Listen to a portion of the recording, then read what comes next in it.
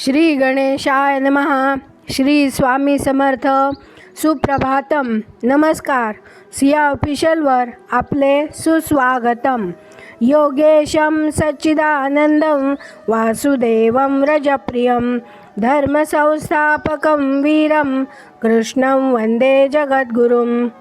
आज 19 मार्च 2026 गुढीपाडवा. स्वस्ती श्रीमन नृप शालिवाहन शक 1948 पराभव नाम संवत्सर सुरू झाले. आज चैत्र प्रतिपदा गुढीपाडवा. येणारे नवे वर्ष आपणा सर्वांना धनधान्य संपन्न, आयुष्य आरोग्य संपन्न, सुख समृद्धी आणि आनंद देणारे होवो ही ईशचरणी प्रार्थना आणि सर्वांना गुढीपाडव्याच्या खूप साऱ्या शुभेच्छा. आता आपण वाचायला सुरुवात करूया आणि देवयानी, शर्मिष्ठा आणि ययाती यांच्या आयुष्यात पुढे काय घडते तो कथा भाग आता आपण पुढे वाचूया. वैशंपायन म्हणाले, राजा जन्मेजया साक्षात इंद्राच्या नगरीप्रमाणे असलेल्या स्वतःच्या ऐश्वर्यशाली नगरात प्रवेश केल्यावर ययाती आपल्या प्रासादाच्या अंतःपुरात गेला आणि देवयानीच्या वास्तव्याची त्याने तेथे व्यवस्था केली. वृषपर्व्याची कन्या शर्मिष्ठा हिच्याबरोबर आली होती. देवयानीच्या संमतीने ययातीने अशोक वनिकेजवळ एक स्वतंत्र भवन बांधले आणि त्या भवनात शर्मिष्ठेच्या राहण्याची त्याने व्यवस्था केली.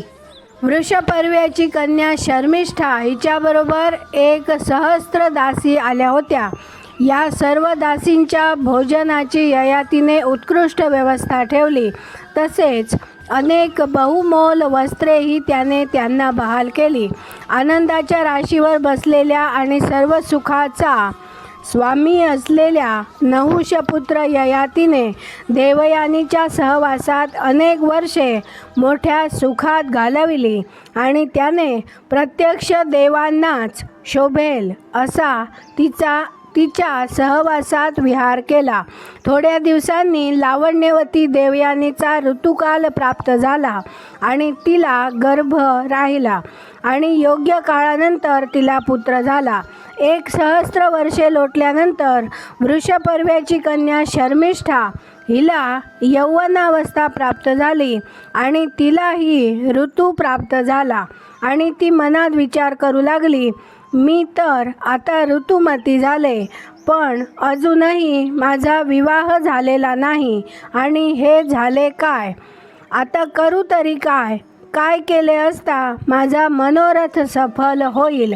या देवयानीला तर पुत्रसुद्धा झाला आणि मी यौवनात आले असूनही माझे हे यौवन वाया जाण्याचा दुर्धर प्रसंग मजवर ओढवला आहे. यातून मार्ग तरी कसा काढावा आले ध्यानात. देवयानीने ज्याप्रमाणे ययातीशी विवाह केला त्याचप्रमाणे मी सुद्धा त्याच्याशी विवाह केला तर ययातीपासूनच मला पुत्र झाला पाहिजे हा तर माझ्या मनाचा पक्का निश्चय झाला आहे. पण ययाती तर धर्मात्मा आहे. त्याची आणि माझी एकांतामध्ये गाठ पडणे शक्य होईल तरी कसे?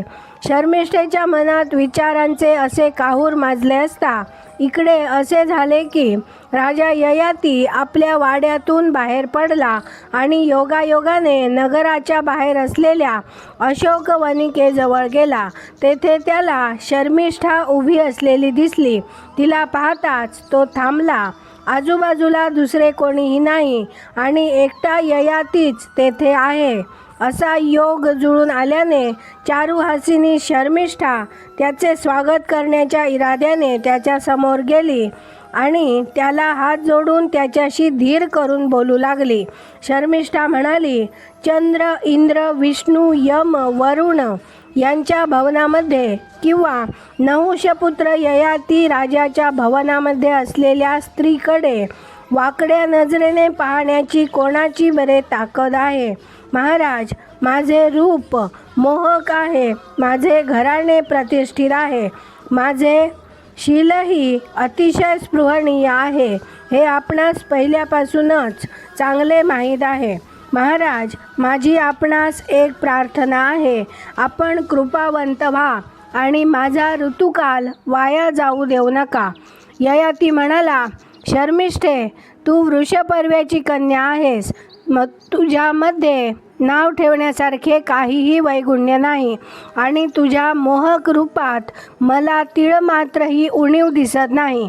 पण एक महत्त्वाची गोष्ट तुला सांगतो.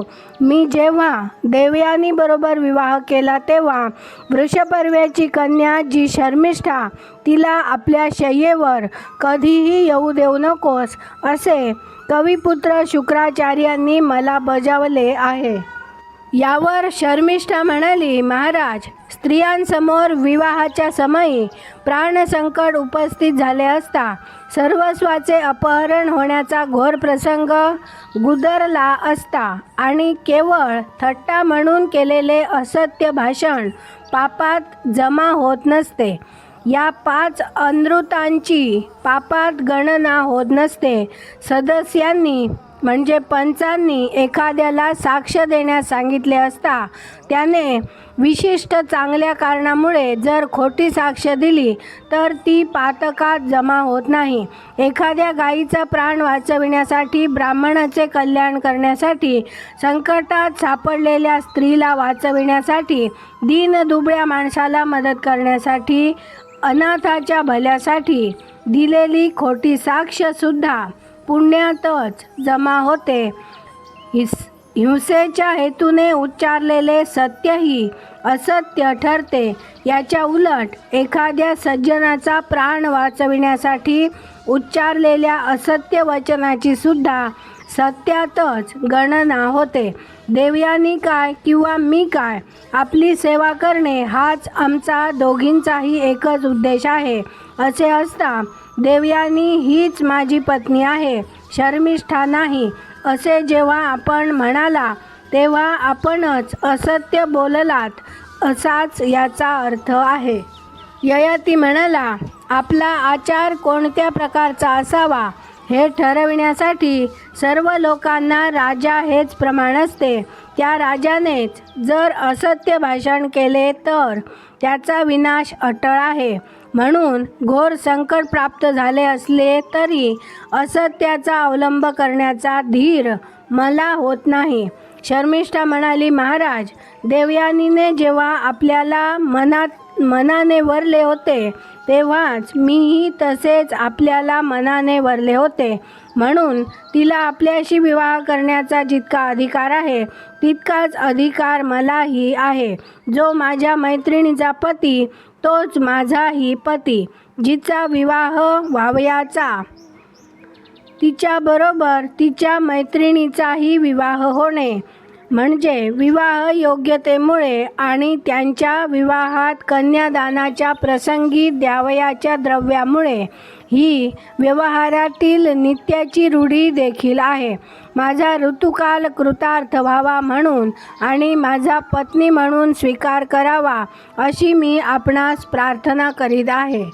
ययाती म्हणाला, मजजवळ जो कोणी याचना करील त्याची याचना पूर्ण करण्याची असे माझे पहिल्यापासूनच व्रत आहे. तू तर कामपूर्तीसाठी माझी याचना करीत आहेस. काय करू ते सांग. शर्मिष्ठा म्हणाली, महाराज, आपणाशिवाय इतर कोणाशी मी विवाह केला तर तो व्यभिचार होईल आणि मजकडून अधर्माचे आचरण होईल. माझ्या हातून अधर्माचरण घडणार नाही असे करा आणि आपण स्वतःसुद्धा आपल्यावर प्रेम करणाऱ्या आणि आपली प्रार्थना करणाऱ्या माझ्याबरोबर विवाह करून धर्मानुसारच वर्तन करा. आपणापासून मला अपत्य झाले म्हणजे मी जगात श्रेष्ठ धर्माचे पालन करू शकेन.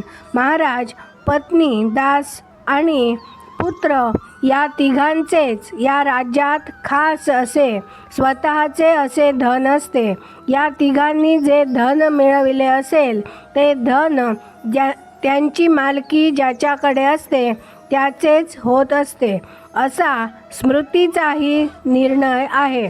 आपण देवयानीचा उपभोग घेत आहात आणि मी तिची भुजिष्या म्हणजे भोग घेणाऱ्या आपली अभिलाषा बाळगणारी दासी आहे. शुक्राचार्यांची कन्या देवयानी आपली पत्नी असल्यामुळे आपली आज्ञांकित आहे. महाराज, अशा परिस्थितीत ती जशी आपणास उपभोग्य आहे तशीच मी देखील उपभोग्य आहे, म्हणून माझ्या प्रार्थनेचा आपण स्वीकार करावा. आज आपण इथे थांबूया. माझ्या सिया ऑफिशियलला सबस्क्राईब केले नसेल तर कृपया आत्ताच सबस्क्राईब करा आणि दररोज महाभारत कथा ऐकण्याचा आनंद अवश्य घ्या. बाजूच्या बेलवर क्लिक करून लाईक करायला विसरू नका. शेअर करा, कमेंट करा आणि राधे राधे लिहायला विसरू नका. धन्यवाद. जय श्री कृष्ण.